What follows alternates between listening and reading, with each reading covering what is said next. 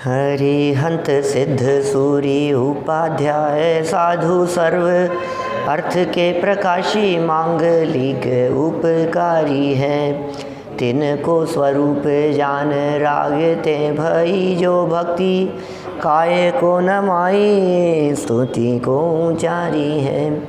धन्य धन्य तिन ही ते काज सब आज भये कर जोड़े बारे बारे वंदना हमारी है। मंगल कल्याण सुख ऐसो हम चाहत हैं। हो मेरी ऐसी दशा जैसी तुम धारी है। हो मेरी ऐसी दशा जैसी तुम धारी है। हो मेरी ऐसी दशा जैसी तुम धारी है। क्षत्र चूड़ामणि नामक ये ग्रंथ, और इस ग्रंथ में 10वें लंब को आधार बनाकर कहानी यहाँ तक पहुँच गई थी कि जीवेंद्र कुमार विदेह क्षेत्र की ओर गमन कर गए और वहाँ अपने जो मामा थे गोविंदराज, उन गोविंदराज नामक मामा से निवेदन किया कि भाई मेरा जो राज्य है वो राज्य मुझे वापस मिल जावे।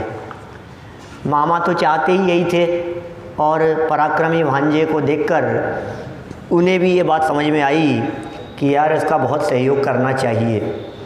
फिर उन्होंने मंत्रियों के साथ में मिलकर विचार विमर्श किया और पूरी उसके लिए कार्य योजना तैयार की। बहुत सारी बातें कल हमने यहाँ देखी थी जो नीतिकारों के माध्यम से कही गई थी कि कोई भी काम करने के पहले विचार कर लेना ज़रूरी है। बिना विचारे जो करे सो पीछे पछताए। तो एक तो विचार बहुत ज़रूरी है, बहुत विचार विमर्श करके किसी भी कार्य की शुरुआत करना। फिर दूसरी बात तुरंत यह कह दी थी कि सुनो, विचार करके निर्णय कर लेने के बाद अब दोबारा विचार में समय नहीं लगाना। विचार बहुत महत्वपूर्ण चीज़ है, लेकिन विचार ही करते रह जाओगे तो काम नहीं चलेगा। इसका मतलब विचार भी हो और विचार के बाद निर्णय हो जाने पर फिर पुनः विचार न हो। देखिए, आप इसी चर्चा को कुछ और आगे बढ़ाते हैं। हम 11 नंबर के श्लोक से चलेंगे आगे। क्यों साहब? 462 नंबर पेज है और 11 नंबर का श्लोक है। शत्रु के प्रतिकार की सफल योजना।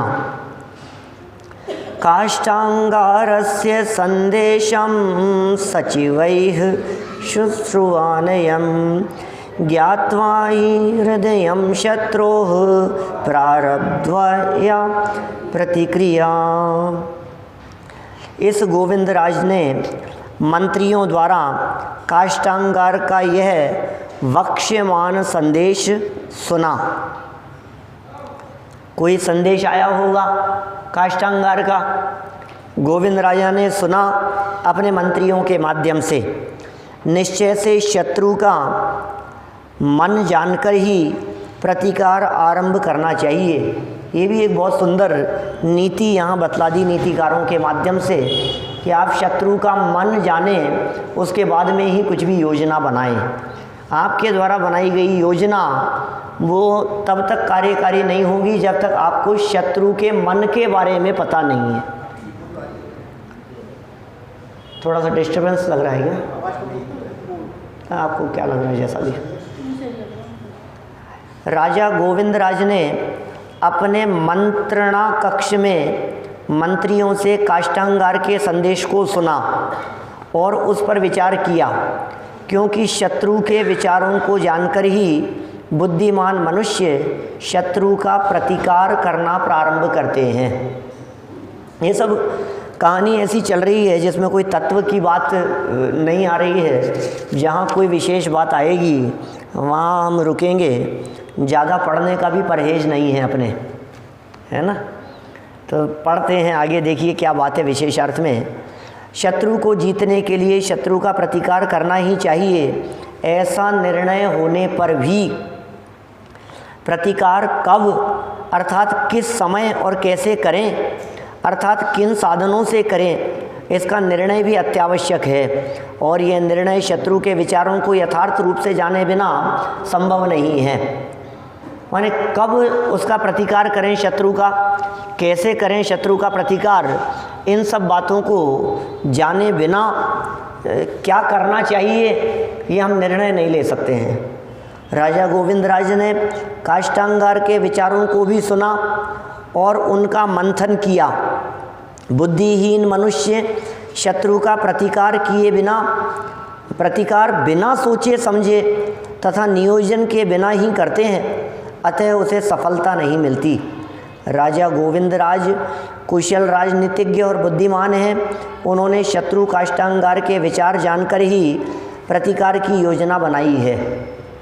ये जीवंदर कुमार की कहानी चल रही है, आपने पढ़ी है क्या, पहले कभी सुनी है जीवंदर कुमार के बारे में? आपको मालूम है कुछ क्या सब?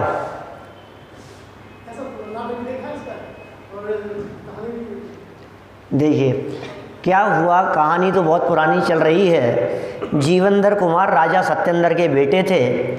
इनका जो मंत्री था राजा सत्येंद्र का, उस मंत्री ने धोखा दिया और धोखा देकर राजा सत्येंद्र के ऊपर ही आक्रमण कर दिया। सेनापति था वो, उसने आक्रमण कर दिया। उसका नाम था काष्टांगार। राजा सत्येंद्र की पत्नी गर्भवती थी, रानी विजया।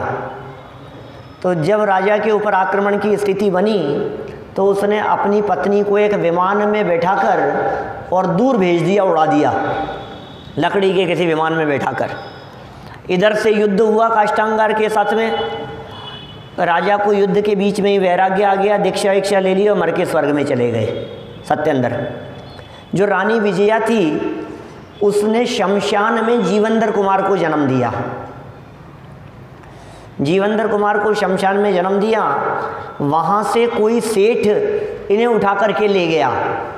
जन्म देने के बाद इन्होंने वहीं छोड़ दिया और कहीं झाड़ियों के पीछे छिप गई।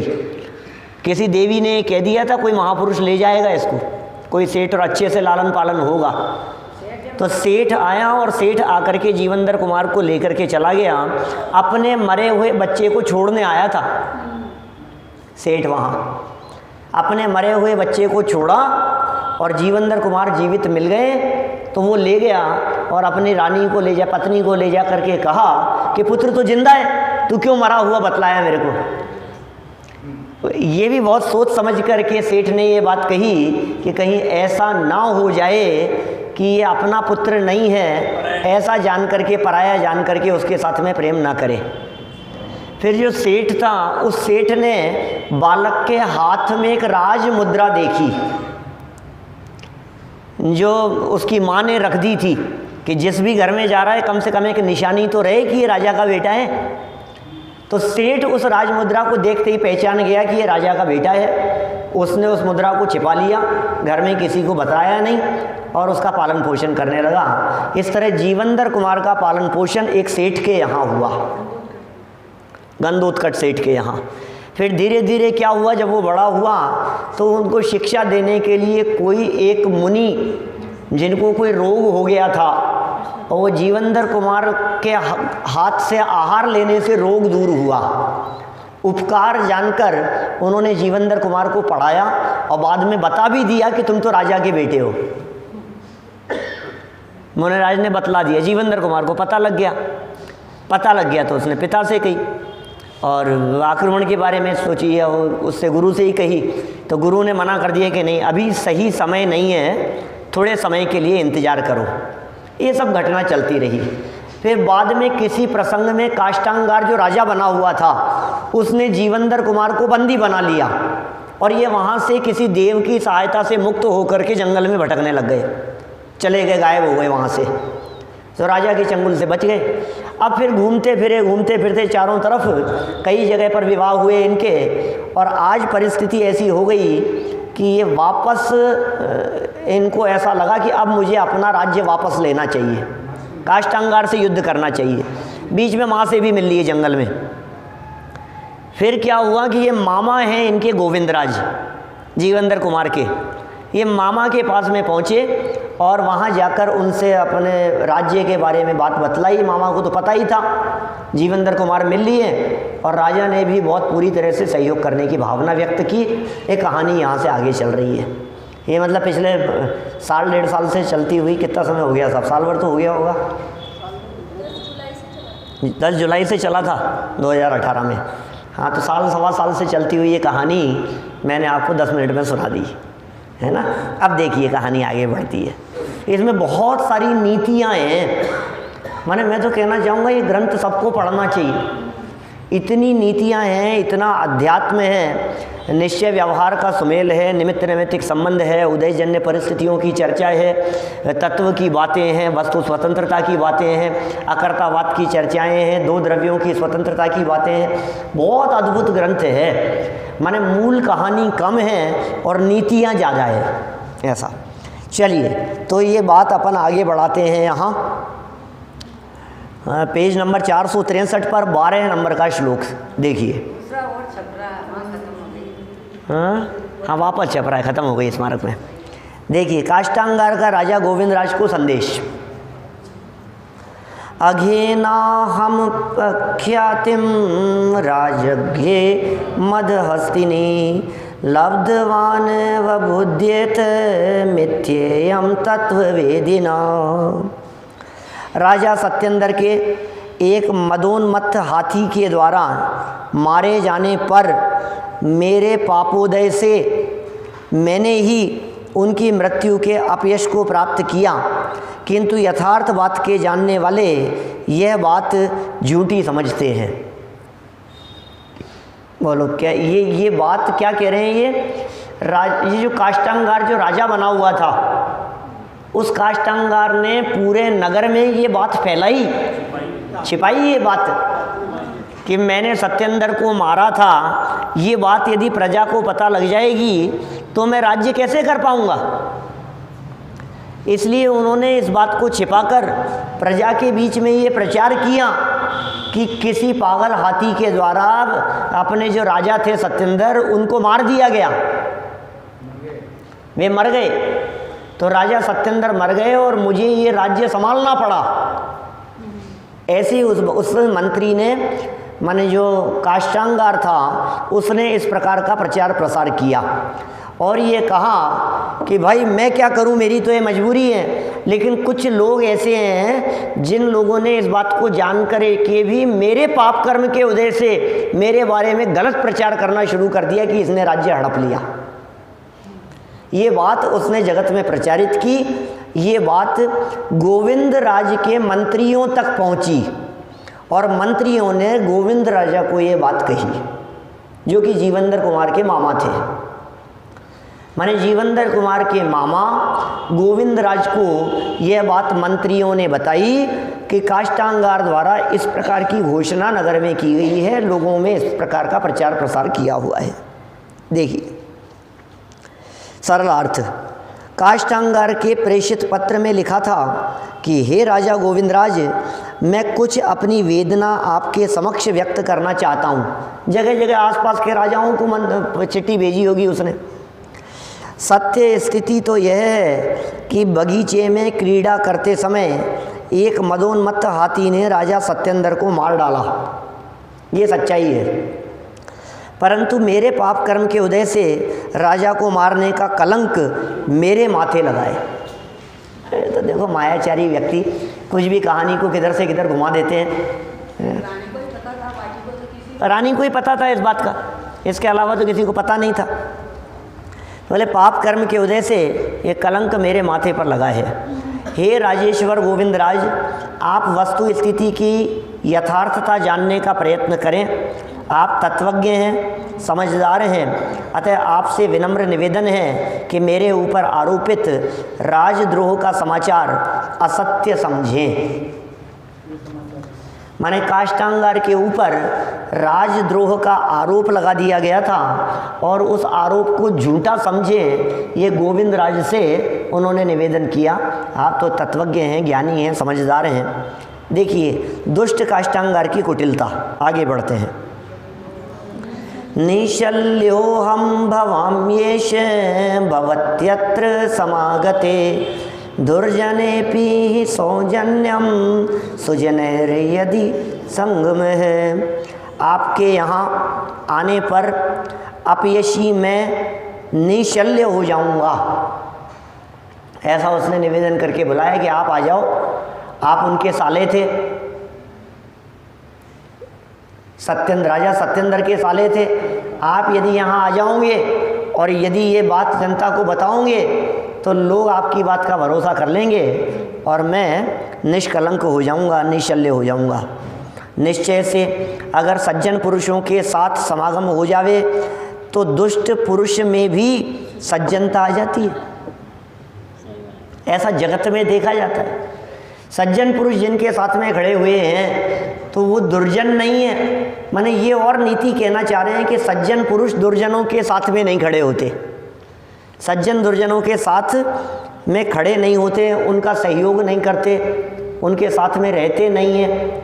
और यदि कोई सज्जन व्यक्ति किसी के साथ में खड़ा है तो इसका मतलब वो व्यक्ति दुर्जन नहीं है, ऐसा कहना चाह रहे हैं। देखिए, हे राजा गोविंदराज, आपका इस समय राजपुरी नगरी में पधारना आवश्यक है। आपके शुभागमन से मेरी अपकीर्ति दूर हो जाएगी और मैं निश्चिंत भी हो जाऊंगा, क्योंकि सज्जनों की संगति से दुर्जन मनुष्यों में भी सज्जनता आ जाती है। अतः मेरा निमंत्रण स्वीकार कर राजपुरी नगरी में पधारने का कष्ट करें। हैं? अरे सज्जनों की संगति से दुर्जनों में भी सज्जनता आ जाती है तो फिर मैं तो सज्जन ही हूँ। विशेषार्थ, दुनिया में अपराधी अपना अपराध प्रकट नहीं हो इसलिए सज्जनता का स्वांग रचता है एवं सज्जनता की महिमा स्वीकार करता ही है। इससे यह तो स्पष्ट हो ही जाता है कि जगत में सज्जनता का विशेष महत्व है। दुष्ट काष्ठांगार के क्रियाकलापों से भी यह बात स्पष्ट होती है। माने इन बातों से इतना तो पता लग रहा है कि जगत में सज्जनता का कितना महत्व है। एक तो सज्जनता का महत्व पता लग रहा है, दूसरी बात यह पता लग रही है कि सज्जनता का स्वांग धर लेने पर भी लोगों के चित्त में महिमा आती है। इसलिए सज्जनता का स्वांग ही अपने आप में बहुत महत्वपूर्ण है। बहुत सारी लौकिक कहानियाँ और कथाएं हैं इस संबंध में कि भाई कभी भी तुमने जो ये गलत काम किया है, ये सज्जन का वेश धारण करके किया, तुमने लूटा, ये बात किसी को मत कहना। तुमने मुझे बेवकूफ़ बना दिया सो तो ठीक है, लेकिन ये बात तुम यदि किसी को कहोगे तो लोग भविष्य में सज्जनों पर विश्वास नहीं करेंगे। क्या मेरे साथ जो कर लिया सो कर लिया, सज्जन का वेश बना करके, साधु का वेश बना करके, ईमानदार बन के, लेकिन यदि ये बात तुमने कहीं दूसरे लोगों को कही तो लोग क्या सीखेंगे, लोग क्या समझेंगे कि सज्जनों का सहयोग नहीं करना चाहिए, विश्वास उठ जाएगा। देखिए दुर्जन की नम्रता का स्वरूप। इत्युक्त्या निश्चितो रातिर्तिसन्धित सुरंजसा असताम ही विनम्रत्वं धनुषामिव भीषणम्। राजा गोविंदराज ने काष्ठांगार के इस संदेश से शत्रु निश्चय से वास्तविक धोखा देना चाहता है, यह निश्चय किया। लो, राजा गोविंदराज ने ये बात समझ ली कि ये धोखा देना चाहता है। निश्चय से दुर्जनों का नम्र होना धनुष के सदृश भयंकर होता है। नहीं समझे आप? समझ में नहीं आई क्या बात, क्या कहना चाह रहे हैं? धनुष होता है ना, धनुष, वो धनुष घूमा हुआ होता है, सीधा है तो अकड़ा हुआ है, लेकिन उसका जो मोड़ है वो मोड़ ऐसा लग रहा है जैसे विनम्र है, थोड़ा झुका हुआ दिखाई देता है ना धनुष। तो धनुष के मोड़ में उसे देख करके उसे विनम्र मत समझ लेना, ये कहना चाह रहे हैं यहाँ। ये धनुष के मोड़ के समान दुर्जनों की नम्रता दिखाई देती है, वो बहुत भयंकर होती है, वो कभी भी मार देने में समर्थ है। और देखो धनुष जैसा दिखाई दे रहा है, मुड़ा हुआ भी है मान लो, तो जब उसकी प्रत्यंचा खींची जाती है, डोरी जो डोरी चढ़ी हुई है ना, तो वो और ज़्यादा विनम्र हो जाता है, और ज़्यादा झुक जाता है। तो उसकी ज़्यादा विनम्रता को देख करके तुम ये मत समझना कि ये तो झुक रहा है, ये तो विनम्र हो रहा है, वो बहुत भयंकर है, वो तेरा घात करने वाली है, वो तुझे मारने के लिए विनम्र हुआ है। ऐसा एग्जाम्पल दे, नीतिकारों के द्वारा कही गई बात है। देखिए सरल अर्थ, उपयुक्त पत्र के संदेश का पर विचारशील राजा गोविंदराज और उनके मंत्रियों ने विचार कर दुष्ट काष्ठांगार को धोखा देने वाला तथा महाधूर्त निश्चित किया। माने इस पत्र से राजा गोविंदराज और मंत्रियों ने ये निर्णय कर लिया कि ये बहुत दुष्ट है और धोखा देने वाला है, मायाचारी है, धूर्त है, ऐसा निश्चय कर लिया। क्योंकि जैसे लक्ष्य भेद करने में तत्पर होने से खींचा हुआ धनुष, लक्ष्य भेद करने में तत्पर होने से धनुष की नम्रता माने नमन खतरनाक होती है, वैसे दुर्जनों की नम्रता भी परिणाम में भयंकर होने से खतरनाक सिद्ध होती है। क्या ये दुर्जनों की जो भयंकरता है ये बहुत खतरनाक है, उनकी नम्रता। विनम्र दिखाई दे रहे हैं लेकिन कब घात कर देवे हैं ये पता नहीं। अति विनम्रता से बात पकड़ में आ जाती है। हाँ, देखिए आगे राजा गोविंदराज का निर्णय। विप्रलंबोत्सुके शत्रौ कार्यान्धोय मतप्यत दुर्जनाग्रे ही सौजन्यम कर्दमे पतितं पयः। ओह, क्या कह रहे हैं, अपने कार्य में अंध अर्थात जिसे अपने कार्य के सिवाय दूसरा कुछ नहीं सूझता, ऐसे यह गोविंदराज धोखा देने में उत्सुक शत्रु के ऊपर अत्यंत तपतायमान हुए, माने क्रोधित हुए। मैं तो कहानी बतला रहे हैं, माने राजा गोविंद को बहुत गुस्सा आया उसके ऊपर। फिर नीतिकार कह रहे हैं, निश्चय से दुष्ट पुरुष के सामने सज्जनता कीचड़ में दूध फेंकने के समान है। दुष्ट व्यक्ति के सामने आपकी सज्जनता काम नहीं आएगी, ये ऐसा कहना चाह रहे हैं। किसी दुष्ट व्यक्ति के सामने तुम ज़्यादा सज्जन होने का प्रयास मत करो। अपनी सज्जनता को उठा करके ताक में धर दो थोड़े समय के लिए दुर्जनों के सामने, क्योंकि तुमने यदि वहाँ सज्जनता दिखाई तो तुम्हारी उस सज्जनता का क्या हर्ष होने वाला है। ये कह रहे हैं तुम्हारी वो सज्जनता कीचड़ में फेंके जाने वाले दूध के समान है, किसी काम नहीं आएगी। तो सांप को दूध पिलाने की जैसी स्थिति है। समय सार 217 नंबर गाथा में ये बात कही है अभव्य जीव के संदर्भ में। गुड़ दूध पीता हुआ भी निर्विष न होता सर्प ज्यों, त्यों भली भांति शास्त्र पढ़कर अभवी प्रकृति ना तजे। समय सार 217 नंबर गाथा है कि गुड़ दूध पीता हुआ भी सर्प निर्विष नहीं हो जाता, जहरी उगलता है, जहरी बनाता है। इसलिए सावधान रहना।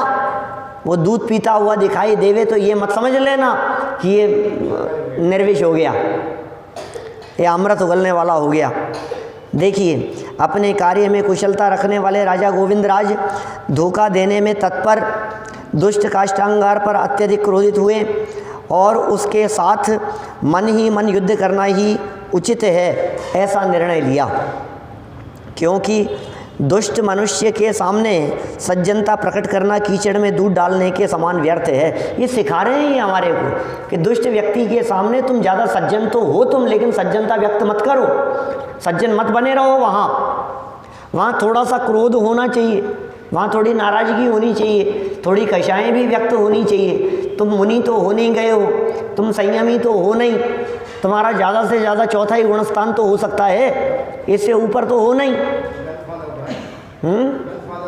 वो गलत फायदा उठाएगा। अभी चतुर्थ गुणस्थानवर्ती व्यक्ति भी हो तो किसी प्रकार की हिंसा का त्यागी नहीं है वो।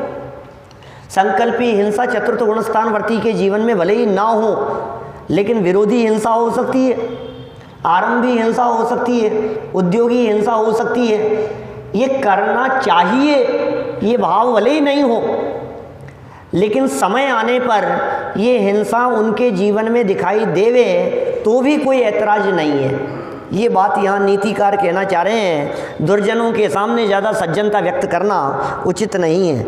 देखिए विशेषार्थ में दुष्ट काष्ठांगार के मीठे शब्द तथा नम्रता से प्रभावित न होकर राजनीति में निपुण राजा गोविंदराज ने उसकी धूर्तता, नीचता और स्वार्थ लिप्सा को जान लिया और उसे आस्तीन का सांप जानकर, उसे पक्का शत्रु मानकर उसके साथ युद्ध करना ही उपाय है, ऐसा यथोचित निर्णय लिया। देखो आप कैसे कैसे बार बार में उपमाएं देते रहते हैं। ये आस्तीन के सांप की तरह हैं, ये दुष्ट है, नीचता इसकी दिखाई दे रही है, स्वार्थ में लिप्त है, ये अपने स्वार्थ साधना की पूर्ति के लिए ये कुछ भी कर सकता है। ये बात राजा ने समझकर यह निर्णय ले लिया कि इसके साथ में तो युद्ध ही करना चाहिए, इसके धोखे में नहीं आना है हमारे को। राजनीति में कूटनीति देखो आप, आहूतास्तेन साकूतम गच्छामस्तच्छलाद्वयम् इत्युच्चैर्निश्चिकायासौ बकायन्ते ही जिष्णवे। उस काष्ठांगार द्वारा छल से, किसी खोटे अभिप्राय से बुलाए हुए हम लोग भी इस निमित्त से वहाँ चलें। इस प्रकार इस गोविंदराज ने अच्छी तरह से निश्चय किया। निश्चय से शत्रुओं को जीतने वाले राजा लोग बगुले के सदृश आचरण करते हैं। बगुले के सदृश आचरण करते हैं, समझ में आई ना बात? 2-3 दिन पहले नीति बतलाई थी विद्यार्थियों के 5 लक्षण बतलाते हुए। कल भी तो कही थी शायद बात, मैंने 2 ही बताए थे कल वापस। काक चेष्टा बको ध्यानम श्वान निद्रा तथैव च अल्पाहारी गृह त्यागी विद्यार्थी पंचलक्षणम। 5 बातें वापस। कौन कौन सी? कोई भी शिक्षा प्राप्त करने वाला हो, और कल तो ऐसी बात कह दी थी नीतिकारों ने कि कोई भी व्यक्ति घर की सुख सुविधाओं में रहता हुआ कोई ऐतिहासिक महान कार्य नहीं कर सकता है। माने आपको यदि ऐतिहासिक महान कार्य करना है तो आप घर और सुविधाओं के मोह को त्यागेंगे तभी कुछ कर पाएंगे। जो सुविधाओं में रह गया वो कुछ नहीं कर पाएगा। अब वो महान कार्य चाहे मुक्ति लक्ष्मी को प्राप्त करने का हो, जीवन में मोक्ष मार्ग प्रकट करने का कार्य हो, संयम अंगीकार करने का हो, साधना का कार्य हो, कुछ भी कार्य हो, या फिर लौकिक में कोई उत्कृष्ट महान कार्य हो, घर की सुविधाओं में बैठे बैठे माने परिश्रम के बिना कोई बड़ा काम नहीं हो सकता। परिश्रम बहुत महत्वपूर्ण है, परिश्रम तो मांगता ही है, हर सफल कार्य वो परिश्रम मांगता है। तो कव्य के जैसा तो ध्यान होना चाहिए आपको, चेष्टा होनी चाहिए। कव्य की चेष्टा, भैया ध्यान है, काक चेष्टा, बहुत जागरूक रहना चाहिए। गुरु क्या बात कह रहे हैं, शिक्षक क्या समझा रहे हैं, आपका ध्यान इधर से उधर गया और बात निकल जाएगी। तो कव्य की जैसी चेष्टा, काक चेष्टा। ध्यान ऐसा हो, बको ध्यानम, ये बात यहाँ कही। बगुले जैसा ध्यान। बगुला मछली पकड़ने के लिए एक पैर पर खड़ा रहता है क्या? तालाब में एक पैर पर खड़ा रह करके ऐसा प्रदर्शित करता है कि मानो यहाँ कोई नहीं है, और वो मछलियाँ नज़दीक आवे तो दूसरा पैर नीचे करके तुरंत उसे पकड़ लेवे। माने ध्यान इतना ज़बरदस्त होता है बगुले का कि वो अपने कार्य की सिद्धि के लिए या जिस कार्य को प्राप्त करना चाहता है, जिस शिक्षा को प्राप्त करना चाहता है, वहाँ ध्यान बराबर लगा रहे बारीकी से। तो बगुले जैसा ध्यान। पहला क्या कहा? कौवे जैसी चेष्टा। बेटा पूछूंगा, ध्यान रखना। कौवे जैसी चेष्टा क्या भाई? है पे ध्यान रखना। पहला कव्य जैसी चेष्टा, विद्यार्थियों के लक्षण बतला रहा हूं। दूसरा बगुले जैसा ध्यान, ठीक है, काग चेष्टा बको ध्यानम। फिर तीसरे नंबर पर कहा श्वान निद्रा, कुत्ते जैसी नींद होनी चाहिए, हल्की सी आहट में भी आंख खुल जावे, तुरंत जागृत हो जावे।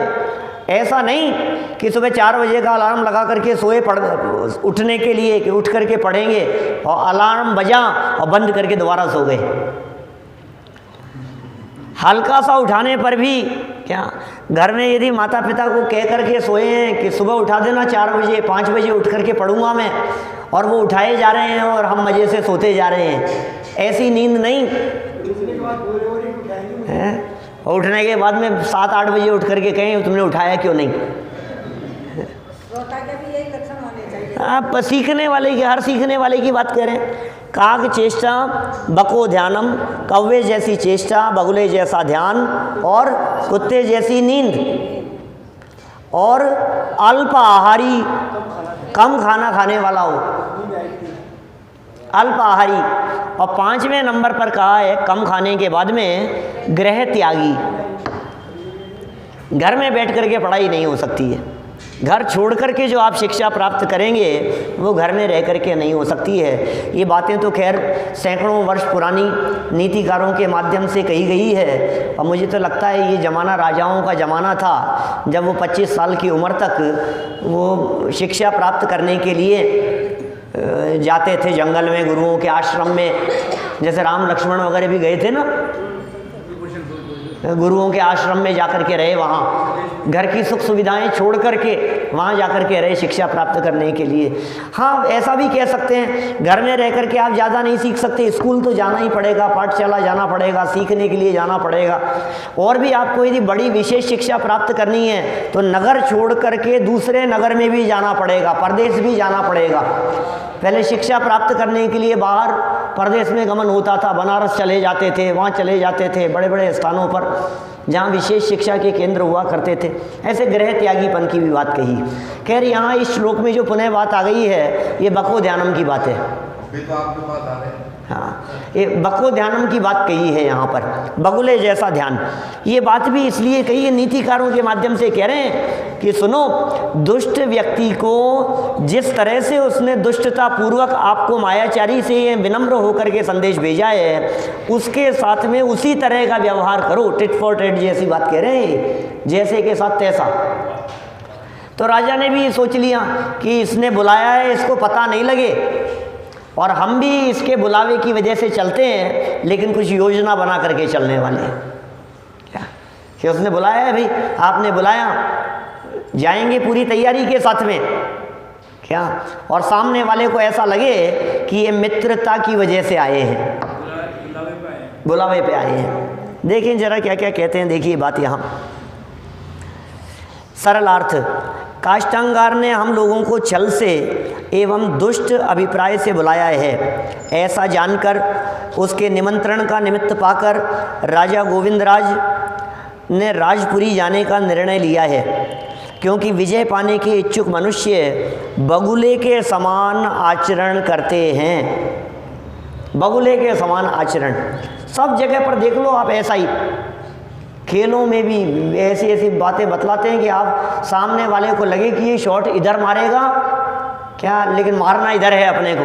ऐसा करते हैं ना, फुटबॉल खेल रहे हैं तो आपको ऐसा लगे कि ये तो इस तरफ मारने वाला है, लेकिन इधर मार करके तुम्हें ये मैच जीतना है। चेस खेलते समय आप ऐसा नहीं करते, चाल ऐसी चलते हैं कि सामने वाले को लगे, वो भ्रमित हो जावे कि ये तो देखो ये ऐसा चलने वाला है, और फिर दूसरी तरफ से आप उसको ये शय और मात, ऐसा नहीं करते हैं आप। तो ये तो राजनीति है, ऐसा ही होता है।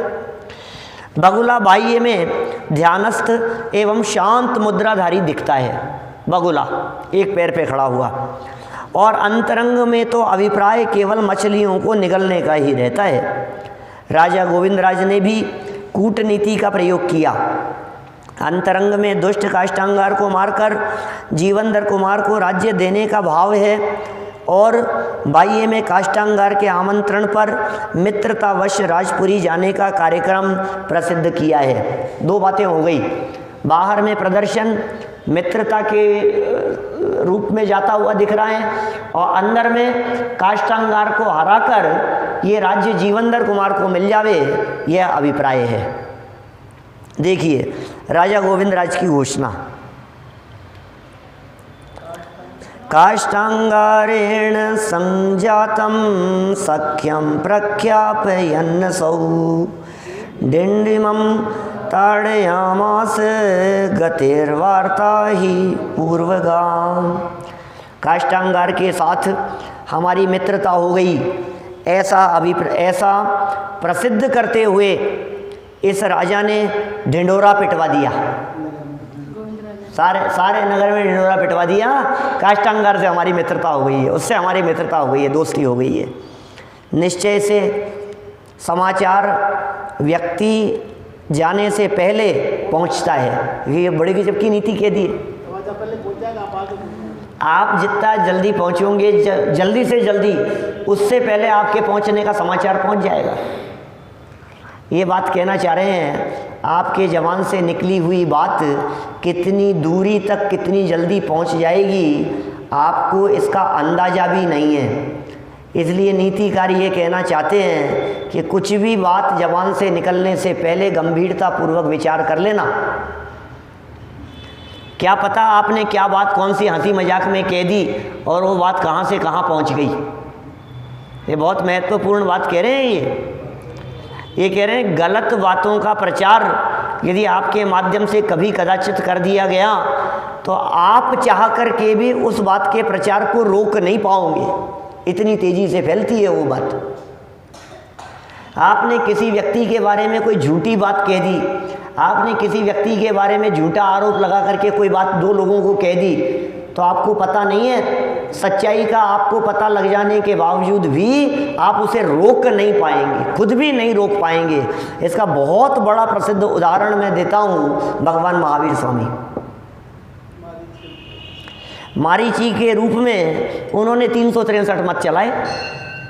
बोलो, 363 मत, खोटे मतों का प्रचार किया ना उन्होंने ऋषभदेव के ज़माने में, समूह शरण से बाहर निकलकर 363 मत चला दिए बाहर निकलकर।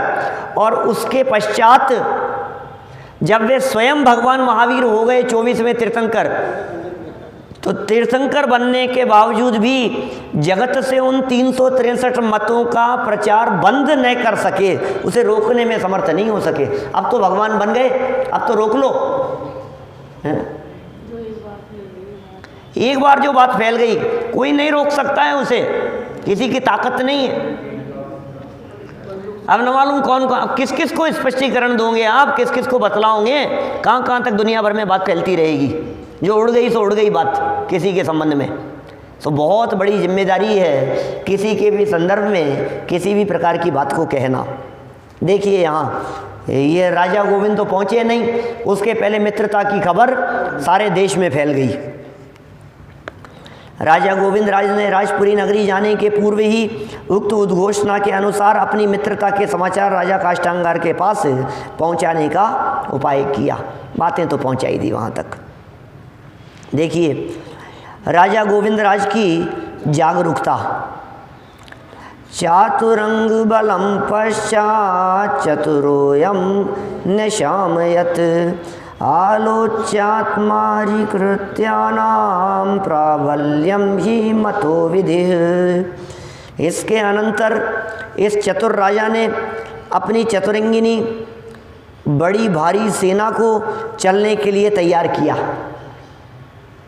एक तरफ तो मित्रता और अंदर में क्या योजना, सेना तैयार। निश्चय से अपनी और शत्रु के कार्यों की प्रबलता को विचार करके ही कोई कार्य करना निश्चित किया जाता है।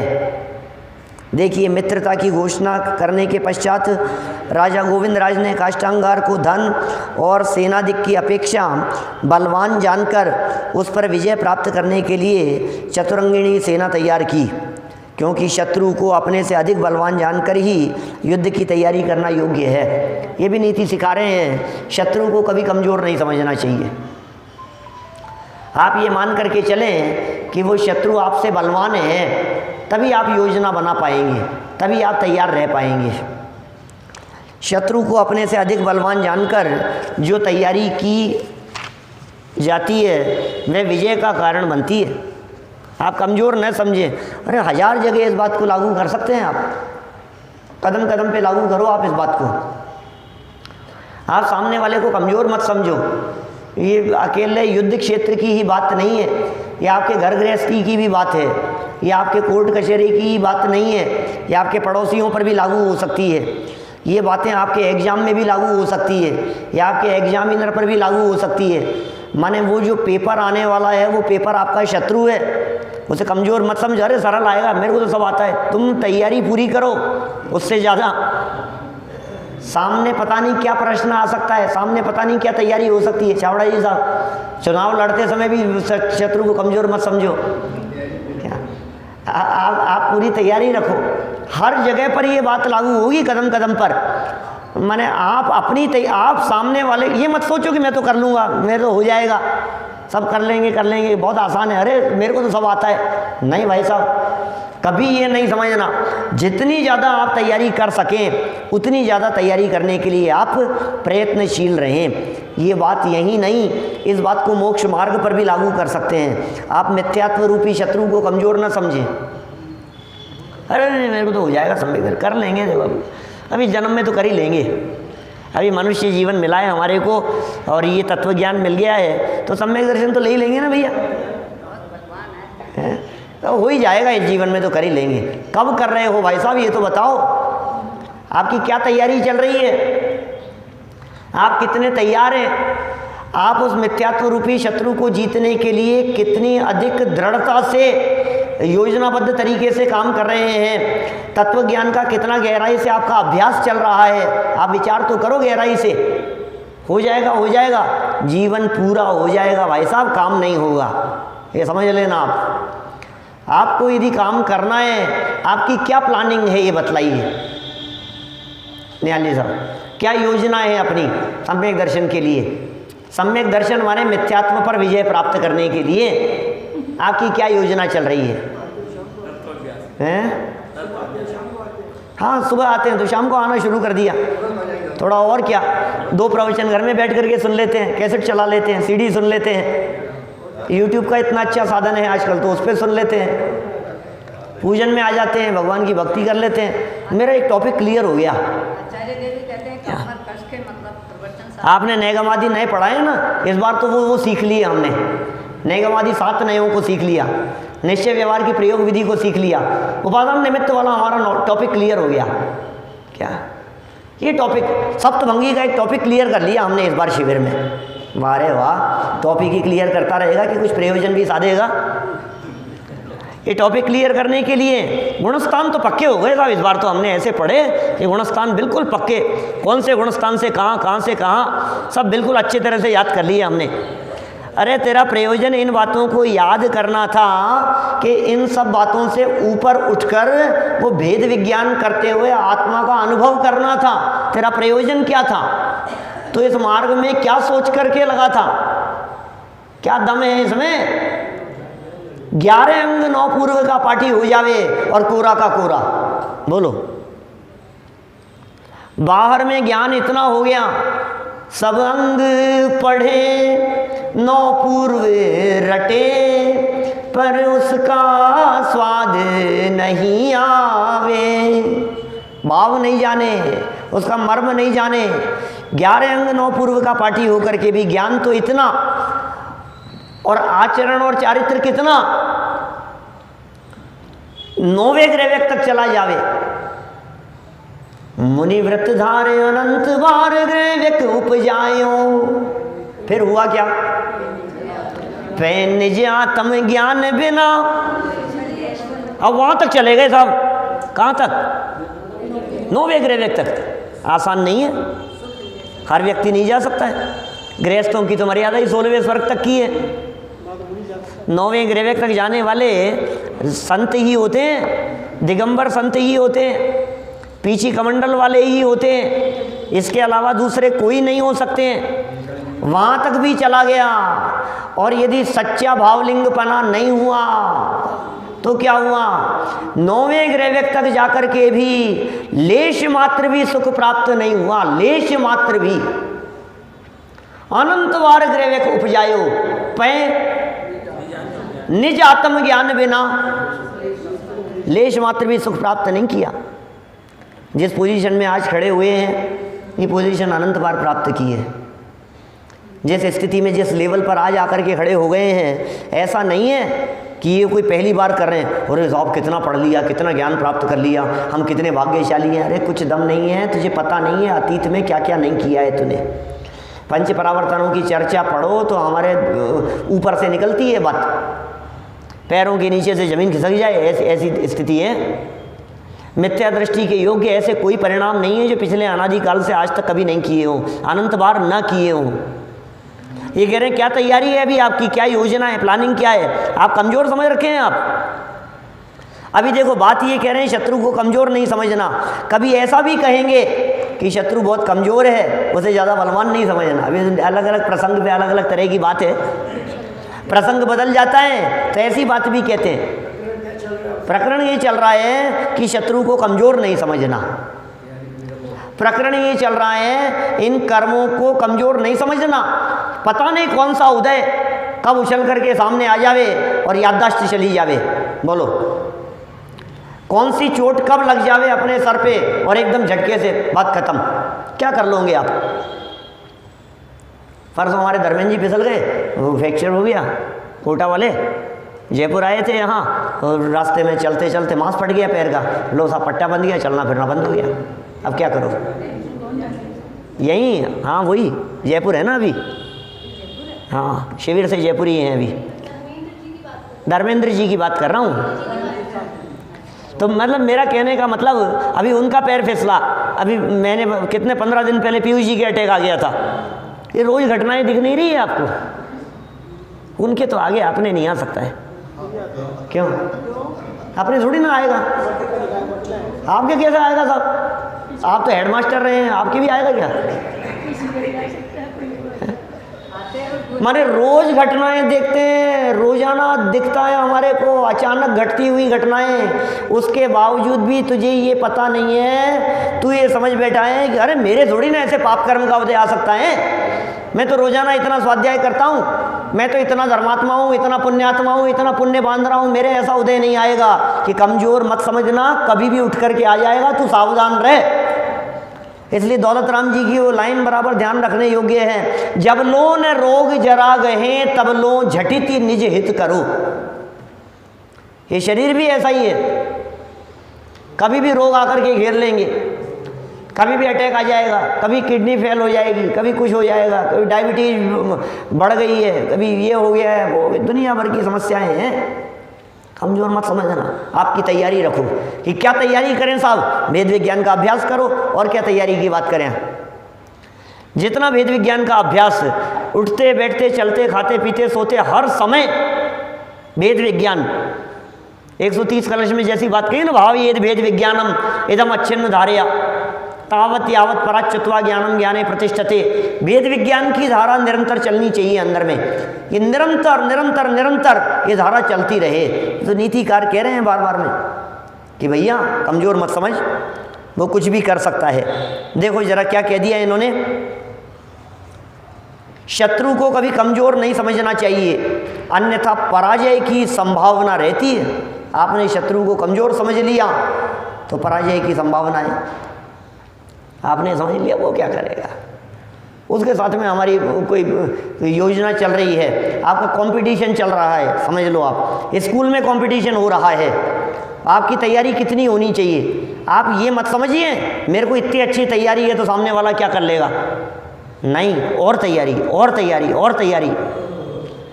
हमारे कभी कमज़ोर नहीं समझे। डिबेट कंपटीशन में, किसी भाषण प्रतियोगिता में, किसी भी जगह पर, जिस फील्ड में हम हैं भैया, आपके बिजनेस में आपके कॉम्पिटिटर जितने दिखाई दे रहे हैं, अरे यार मेरा तो इतना अच्छा माल है, कि नहीं नहीं और अच्छी क्वालिटी और विकास। हर फील्ड में नीति है, ये तो जगत की हर जगह पर लागू होती है। आप मोक्ष मार्ग में इसको लागू करके अपने मोक्ष मार्ग को प्रशस्त कर सकते हैं और लौकिक जीवन में इसे लागू करके लौकिक जीवन में सफल हो सकते हैं। तो देखिए संपन्न करते हैं बात को। शत्रु को कभी कमजोर नहीं समझना चाहिए, अन्यथा पराजय की संभावना रहती है। अतः शत्रु को अपने से बलवान जानने मानने में ही अपना हित निहित है। देखो राजा लोगों की बहुला नीति, बाह्य में तो मित्रता की घोषणा की है और अंतरंग में शत्रु पर विजय प्राप्त करने हेतु चतुरंगिनी सेना तैयार की जा रही है। देख देख करके तो ऐसा लगता है हमारे को, यार ये समझदार लोगों की भी कितनी मायाचारी बतला रहे हैं। ये दुष्ट लोगों की मायाचारी हो तब तो बात समझ में आ रही है। अब ये सज्जनों की तो बात कर रहे हैं, भाई राजा गोविंद राज तो सज्जन है ना, और फिर भी इसके इतनी मायाचारी दिखा रहे हैं कि इस मायाचारी से भ्रमित होने की ज़रूरत नहीं है, क्योंकि ये तो आगे फिर सब प्रायश्चित ले लेंगे, दीक्षा ले लेंगे, ये सब छोड़ करके मुनि बन करके मोक्ष चले जाएंगे। इसलिए तुम्हारी दृष्टि इनकी मायाचारी पर न अटके, इसके माध्यम से जो नीतिकार सीख देना चाहते हैं हमारी दृष्टि में वो बात आनी चाहिए। कहानी तो चल रही है, कल और आगे बढ़ेंगे अपन। पुण्योदय से सभी कार्यों की सिद्धि, ये बहुत मार्मिक प्रकरण है। आज काफ़ी पढ़ लिया है अपन ने, मुझे नहीं लगता है कि कल ज़्यादा पढ़ पाएंगे, क्योंकि ये कुछ दुर्लभता संबंधी और कुछ महत्वपूर्ण बातें नीचे कार्य सिद्धि के संदर्भ में कह रहे हैं। कल विषय को और आगे बढ़ाएंगे, अभी की बात को यहीं विराम दें।